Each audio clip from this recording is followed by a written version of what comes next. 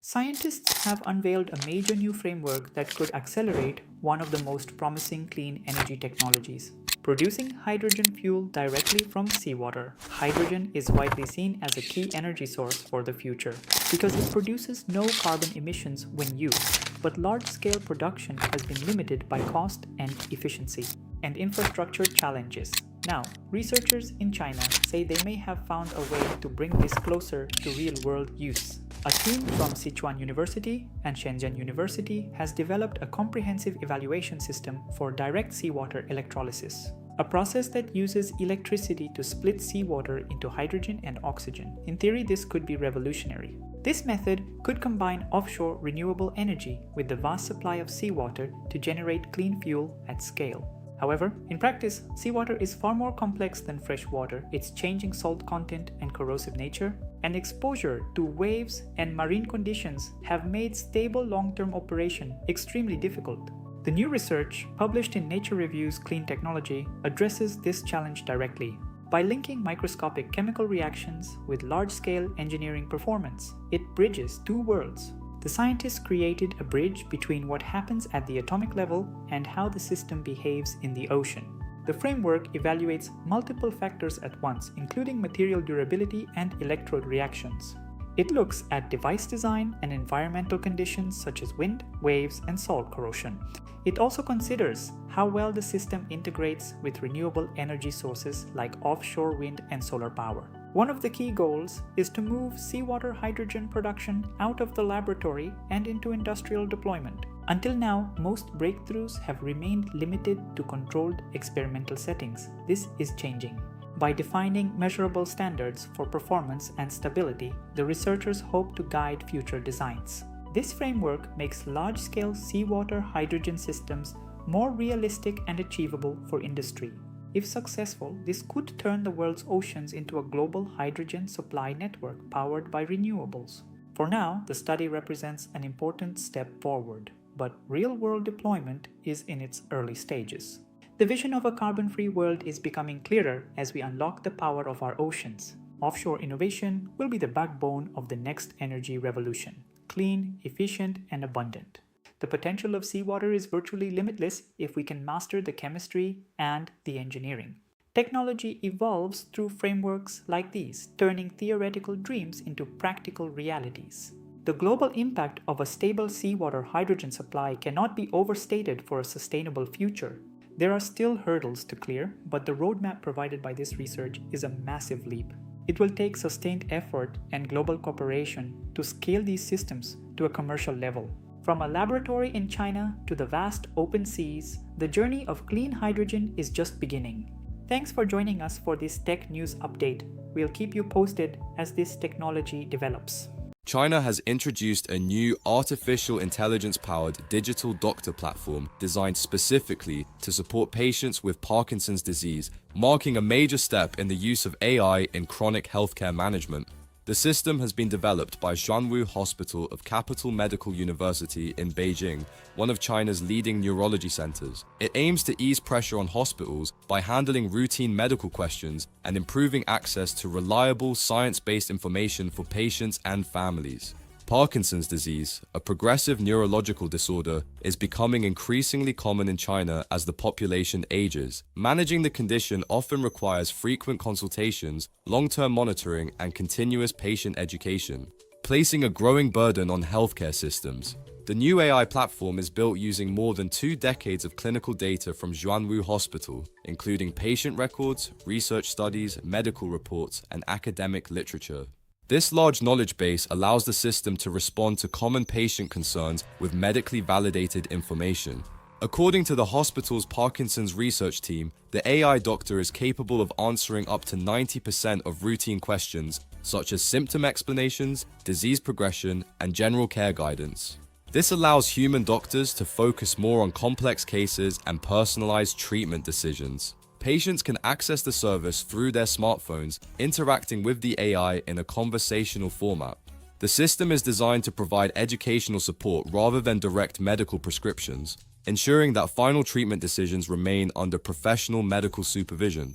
In addition, the platform is linked to the hospital's online services, enabling users to book appointments and access prescription-related assistance more easily. Looking ahead, developers plan to integrate the system with wearable health devices. This would allow the AI to support medication reminders, rehabilitation exercises, and daily care routines, and even psychological support, creating a more continuous and personalized care experience. Experts say this development reflects a broader trend of combining artificial intelligence with healthcare systems to improve efficiency, expand access, and support aging populations in large countries like China. While still in its early stages, the platform represents a significant move toward AI-assisted long-term disease management. A new breakthrough in agricultural biotechnology is offering farmers a powerful and more natural way to protect crops from insect damage. Researchers in China have developed a plant-derived protein called iJAZ, which acts as a built-in defense system for crops. Researchers in China led this effort, focusing on finding sustainable solutions for the world's most critical food crops. Originally found in plants like cotton, pumpkin, and durian, this protein has now been engineered into a usable agricultural technology. Scientists say it works in a completely different way compared to widely used bacterial-based systems such as Bt proteins. Unlike constant chemical defenses, iJAZ remains inactive under normal conditions. It only triggers when pests begin feeding. This built-in system ensures that the defense is only active when needed, preserving the plant's energy for growth and yield. At that point, the protein targets specific receptors in the insect's digestive system, leading to highly effective pest control. The system has shown extremely strong performance, with effectiveness rates above 99% against major pests like cotton bollworm. One major advantage is its size. iJAZ is much smaller than traditional insecticidal proteins. This means it can be combined with other biological protections to improve durability and reduce the risk of pest resistance. This development addresses a growing global concern, the declining effectiveness of older biological insecticides. Researchers believe iJAZ could help extend the lifespan of crop protection strategies by introducing a completely different mode of action. Alongside the protein, researchers have developed an improved genetic transformation system to speed up breeding. Traditional breeding can take over half a year. This new genetic transformation system collapses that timeline into just a few weeks. This new method significantly reduces development time, cutting it from several months down to just a few weeks. The system allows scientists to apply this technology across a wide range of crops, including soybeans, sugarcane, and peanuts. This combined approach, faster breeding plus stronger biological resistance, could accelerate next-generation crop development. The goal is to create crops that require fewer chemical inputs while maintaining high yields for global food security. If widely adopted, this innovation could mark a major shift toward more sustainable farming practices. By making crops naturally resistant, we can stabilize food supplies in regions where pests often wipe out entire harvests. Plants would essentially be equipped with built-in biological protection systems, reducing environmental impact. While still in the research and development phase, the path to commercial adoption is becoming clearer every day. This is a revolution in crop protection, ensuring a safer and more secure food future for us all. Stay tuned for more updates. The desert is quiet, but beneath the surface, the gears of a global catastrophe are already in motion. Today, we explore the scenario the world fears most. It begins with a flash, simultaneous launches that light up the horizon, turning the night sky into a canvas of fire. In bunkers deep underground, the sirens scream, "Red alert, the point of no return has been reached." The ultimate deterrent becomes the ultimate reality, a shockwave that ripples across the geopolitical landscape. But to understand this future, we must look back, to a time when these rivals were partners. The 1950s saw a different Middle East, a strategic alliance forged in the shadows of the Cold War.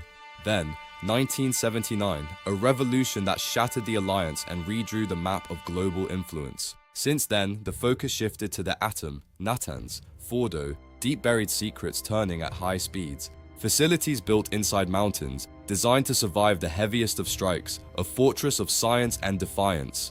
Opposing this is a doctrine of prevention, a strategy that leaves no room for error. Every site is mapped, every scenario is gamed out in the war rooms of the world's most elite commands. Air superiority is the key. Jets scream across the desert, prepared for the order that changes everything. But not all wars are fought with bombs. In the shadows, a silent conflict rages on. Stuxnet, cyber warfare, bits and bytes disabling machines that missiles couldn't reach. And then there is the technology of tomorrow, hypersonic, unstoppable. Traveling at 5 times the speed of sound, these weapons rewrite the rules of air defense. An invisible shield versus an irresistible spear, a deadly dance of interception. The fallout isn't just radioactive, it's economic. The lifeblood of the global economy is at stake. When the straits close, the world feels it, a spike in prices that can trigger a global collapse. The pieces are on the board, the tension is at a breaking point. What happens next depends on the decisions made today. In the end, we all hope for the sunset that brings peace, not another flash of war. Because in this scenario, there are no winners, only survivors. Thank you for watching this strategic overview. Stay informed, stay vigilant. For decades, science has assumed a simple idea: consciousness is produced by the brain. But new discussions in neuroscience are challenging that assumption and reopening one of the deepest questions in human history. At a recent scientific symposium in Porto, leading neuroscientist Christoph Koch explored a controversial possibility: that consciousness may not be something the brain creates at all, but instead something more fundamental to reality itself. This idea sits at the center of what scientists call the hard problem of consciousness, the gap between physical brain activity and subjective experience. In simple terms, even if we fully map every neuron and electrical signal in the brain, it still does not explain why or how we experience thoughts, emotions, or awareness. Koch and others point out that despite major advances in neuroscience, this gap remains unresolved. He highlights 3 major challenges in current understanding. First, there is still no complete explanation for how physical processes in the brain generate subjective experience. Second, modern physics itself struggles to define what reality actually is at a fundamental level. And third, there are unusual but documented phenomena such as near-death experiences, terminal lucidity, and certain altered states of consciousness that do not fit neatly into standard models of brain function. Because of these unresolved issues, some researchers are reconsidering older philosophical ideas that were once dismissed by mainstream science. 2 of the most discussed are idealism and panpsychism. These perspectives suggest that consciousness is not a byproduct of matter, but instead a basic feature of the universe, something that exists at all levels of reality, in some form. A modern scientific version of this idea is integrated information theory. It proposes that any system capable of integrating information in a highly structured way may possess some form of subjective experience, even if it is not human-like consciousness. Christoph Koch, who has spent decades studying the neural basis of awareness and has worked at leading institutions including the Allen Institute, MIT, and Caltech, has helped bring serious scientific attention to these questions. His research also includes efforts to detect signs of consciousness in patients who appear unresponsive, expanding how medicine understands awareness in the human brain. While these ideas remain highly debated, they reflect a growing shift in neuroscience, the recognition that consciousness may be far more mysterious and possibly more fundamental than previously believed. And for now, one question remains open at the center of it all. Are we producing consciousness, or are we simply experiencing something that already exists in the universe?